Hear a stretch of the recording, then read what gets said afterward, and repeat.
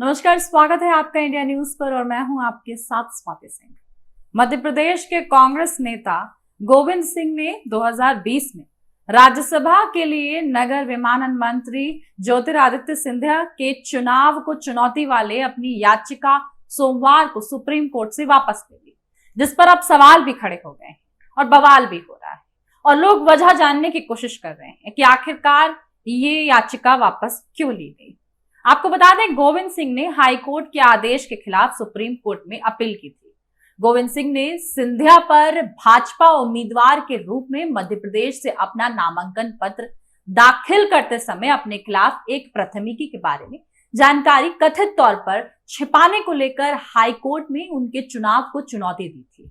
उच्च न्यायालय ने 17 मार्च के अपने आदेश पर पुनर्विचार करने से 13 जुलाई को इनकार करते हुए सिंह द्वारा दायर चुनाव याचिका में मुद्दे तय कर दिए और सिंधिया ने उच्च न्यायालय के समक्ष दलील दी थी कि उनके खिलाफ कोई आपराधिक मामला लंबित नहीं है और भारतीय दंड संहिता आईपीसी की धारा 465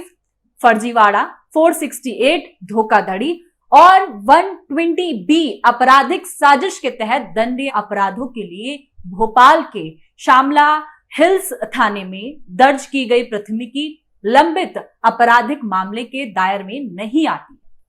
और ये उस पूरे दायरे से बाहर है। गोविंद सिंह की चुनाव याचिका के बाद उच्च न्यायालय ने केवल प्रारंभिक मुद्दा तय किया था कि क्या केवल प्राथमिकी दर्ज होना आपराधिक मामला है, जिसका खुलासा जन प्रतिनिधित्व अधिनियम 1951 के तहत किसी उम्मीदवार के नामांकन पत्र में किया जाना चाहिए। उन्होंने उच्च न्यायालय के आदेश के खिलाफ शीर्ष अदालत का रुख कर कहा था कि उनके द्वारा विभिन्न मुद्दों का सुझाव दिया गया था, लेकिन उच्च न्यायालय ने सुनवाई के लिए केवल प्रारंभिक मुद्दा तय किया था। शीर्ष अदालत ने 7 आपको बता दें जुलाई को सिंह की अपील खारिज कर दी और कहा कि चुनाव याचिका में उच्च न्यायालय के संबंधित आदेश के आधार पर विचार करने के बाद हमें इसमें हस्तक्षेप करने की कोई गुंजाइश नहीं दिखती है। इसके बाद सिंह ने उच्च न्यायालय में पुनर्विचार याचिका दायर की, लेकिन इसे खारिज कर दिया गया। उच्च न्यायालय ने 13 जुलाई के अपने आदेश में कह दिया कि सुप्रीम कोर्ट ने 17 मार्च 2023 के संबंधित आदेश के आधार पर विचार करने के बाद विशेष अनुमति याचिका को खारिज कर इसके लिए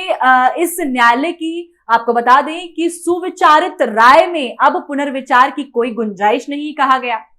उच्च न्यायालय ने इस आदेश के खिलाफ सिंह शीर्ष अदालत का रुख करते हुए दिखे और न्यायमूर्ति आपको बता दें कि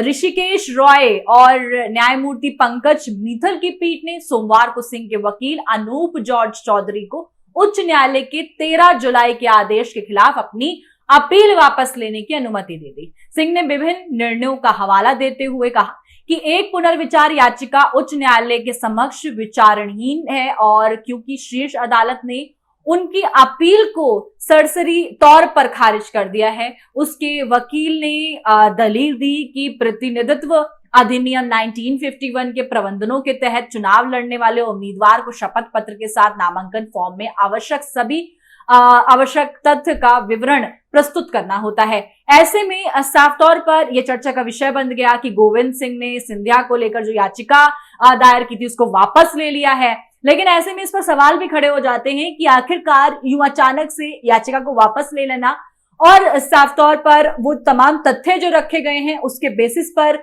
समझ में आ गया है कि इस पर बात करना अभी फिजूली होगा, जिसको लेकर इस याचिका को वापस लिया गया है।